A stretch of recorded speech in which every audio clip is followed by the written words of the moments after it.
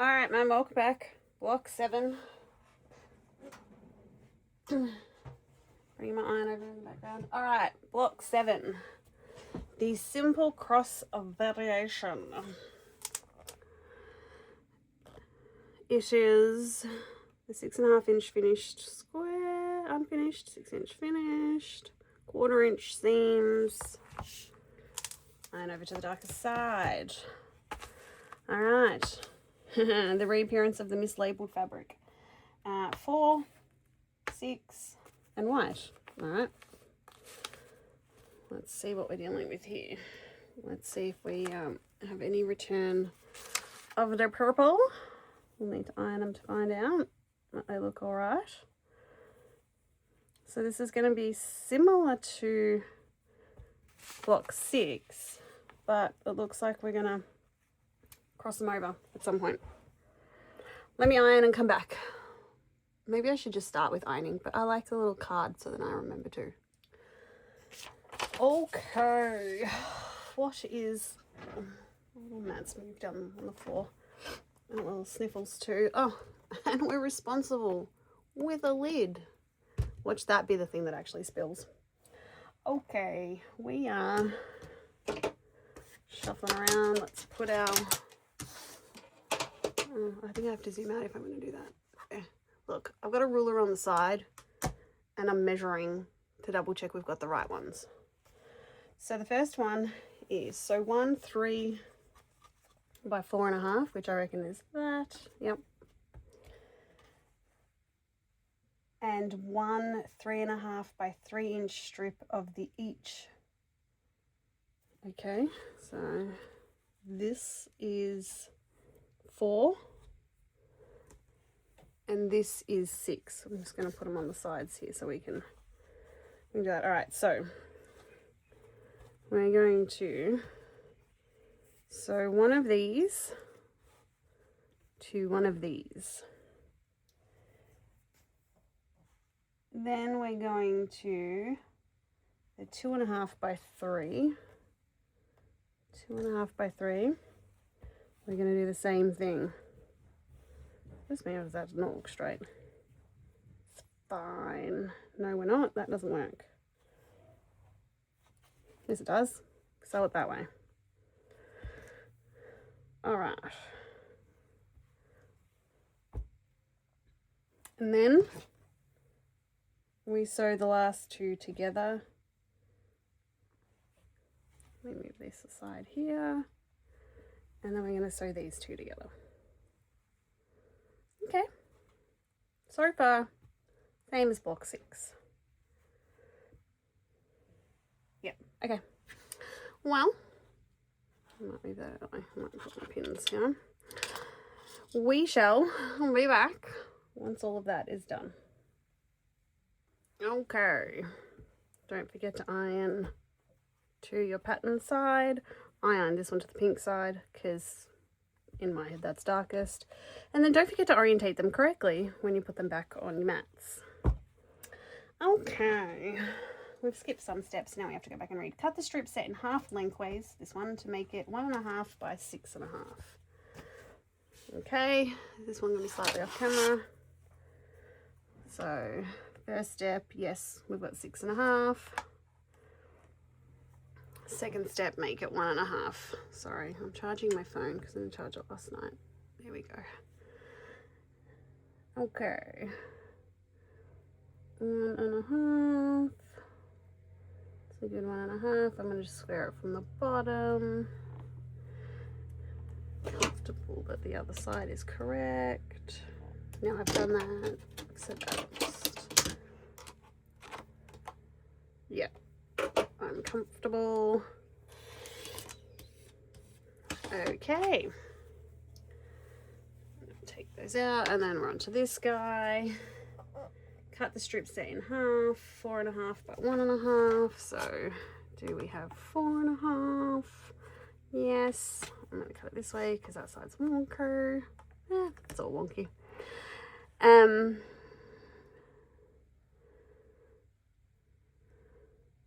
Alright, because this is all wonky,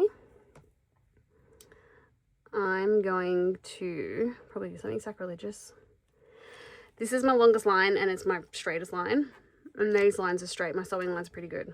So I'm going to square off the center at 1.5. Is that the right thing to do? That's what I'm doing.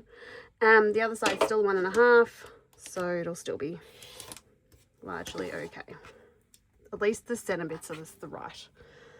And then cut this guy into 1.5 by 2.5. So she's a 2.5 by 3.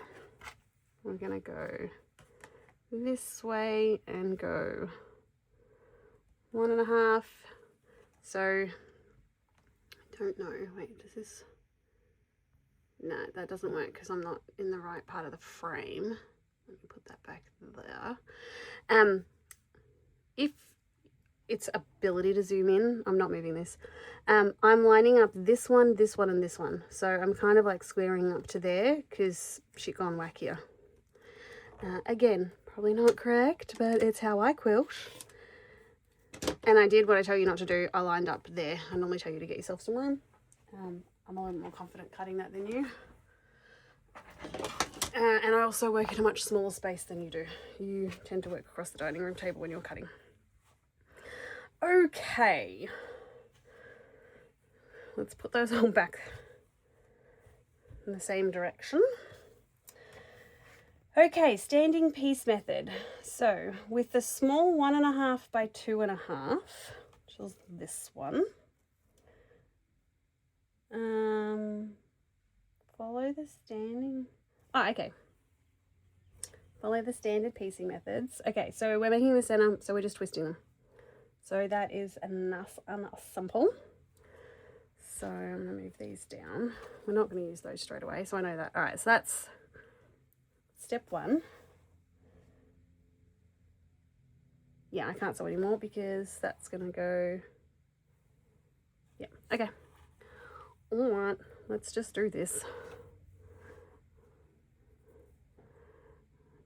Sometimes I just ramble while and I had the music on before, but it seems to be off. All right.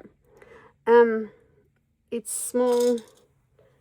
There's no white fabric to stabilize this. So I am going to pin it. So I want these ones because this will start to twist otherwise. I'm going to pin these low and out of the way so I don't take these out when I'm sewing. But when I get to here, I'll just take that middle one out and that should stay relatively square. I already see that's not a bit there. So now we're going to have to hide some seam movement because they should be the same size and they're very clearly not. Will that stop me from sewing this? No. Will I be fixing this? No. I'm just going to hide it in a seam somewhere. Now, your machine plays up to you sometimes. I don't know what I did just then, but it jumped some seams. It doesn't normally do that unless I'm interfering with it. Can you see the jumped seam? I don't know how to make this in focus. Anyway, there's a jump seam there, so I'm going to sew that seam again. So just sharing you that. Okay, we have a nice pretty little center. And that's the way it gets orientated. All right. Take 2 1.5 by 2 inch, which is these guys, white, and sew as shown. Now, you can kind of see, so the as shown is there. So, one this way, and just so that I maintain orientation, sewing orientation correctly, I'm going to pin both of them now, but once I sew that first one, I'll take that pin out before I sew the second one. Pin that one that way. Actually, look at that. Why would I even do that? Let's do that again. Let's do both pins up top. No, I can see me sewing this the wrong way. let's go 1 pin this way and 1 pin, because I will turn this around and sew it the other way. 1 pin this way. Sensible, Amanda. Okay, I'll be back. All right. So we have this. So I sewed them both, so they were like that. But I want to iron them so that they're ironed to the pattern side. So how I did that, we'll say this is my iron, is I pressed them. So I set my seams, but then I lifted it up and ironed it from the white side up. And then I did the same thing, ironed it white side up. It gets a little tricky, but, and then I just, obviously it wasn't perfect. So then I came around this side and then ironed them back down so they're nice and neat. A little bit of a twist there. So yeah, if you don't do that and you end up ironing them so that you see it on the white side, just be consistent so that it looks nice like we did on block 6. I say nice like we did. I have no idea what you did on block 6 because you haven't made it yet. All right, so now we're taking these two and then going like that. Wasn't that pretty? All right, because I've ironed to the pattern side and these are opposites, that sits nicely. And the same thing on the side. Now again, there's a little bit of give on one side and not the other. So I'm lining up that seam because it's kind of important for this design line. And then I'm going to pin it through the middle bit, so sort of flex it out and then pin it through that back seam, but I am pinning it from the front because I don't reckon my machine would like me rolling over that pin. All right, and then after I've done that, because my pins are long, I'll come back and do this side. Mine happen to be sitting really nicely, so actually I probably should just get in the habit of pinning the ends so they don't twist out.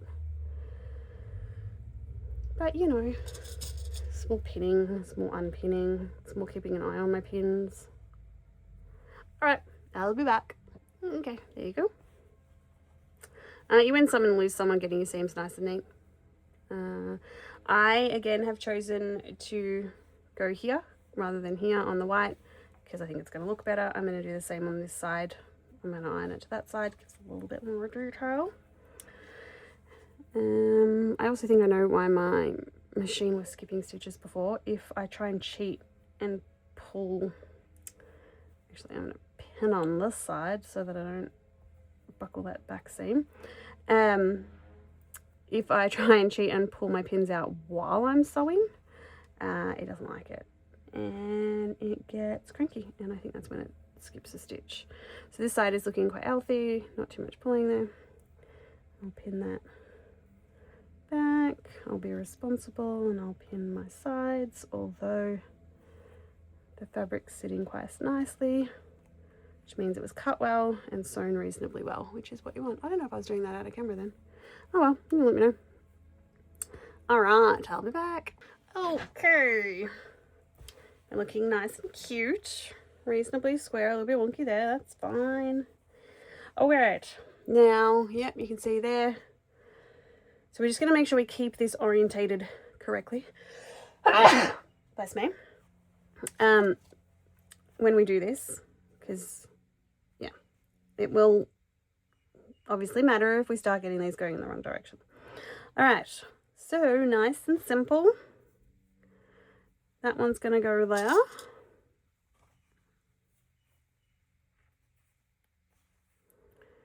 And then this one's going to go here.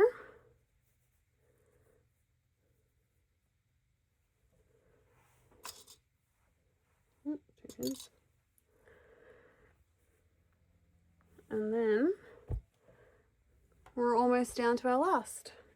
I'm going to move that up a little bit so that I remember to try and hold it up there. Okay.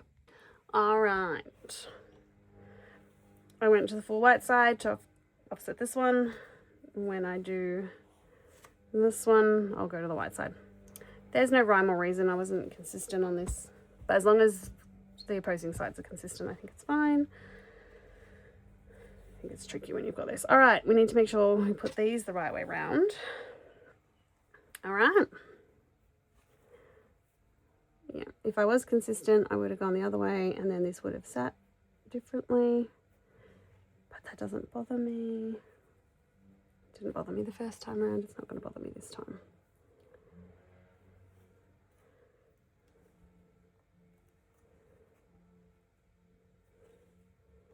All right, that's looking pretty healthy. I'll just pin these ones so they go the right way, or at least attempt at keeping that neat on the back, because I'm trying to be responsible, even though this is sitting really nicely. I'll do that. I'm going to pin this other side now while we're here.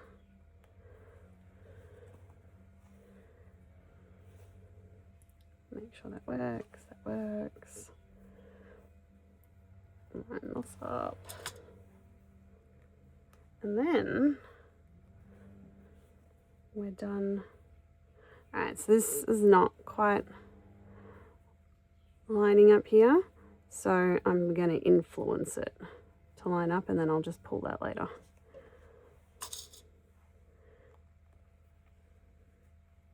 Sometimes you can influence, sometimes you can't influence it. If you can't influence it, you have options. If you're fussy, you can take all your seams out, start again, try and figure out what went wrong. And if you're less fussy or more discerning with your time, and that imperfection is what makes something lovely, as long as you can't see the defect from 3 feet away, it ain't a defect. I clearly am part of the latter camp. Let's see by block 100 what camp you sit in, Mum. All right, I'm gonna just put one more in there because it's kind of bowing and I don't want it to lose its 1/4 inch. All right, so clearly it's probably a good thing. So this one sat nice and neat. These were nice. It didn't need any influencing. This one needed more influencing. So just to keep this seam nice when I come to sewing it, so I don't end up with it pulling in different directions, I've got more pins. Sometimes you need more, sometimes you need less. We're going to go sew this now. Okay, we're back. We're back, and this is the finished quilt. No unpicking on this one. Ursula did not make appearance. Still capped. This is our simple cross variation. So we've got our A6 fabrics going here, our A4 fabrics going here, and then we've just got a nice little, border with the white.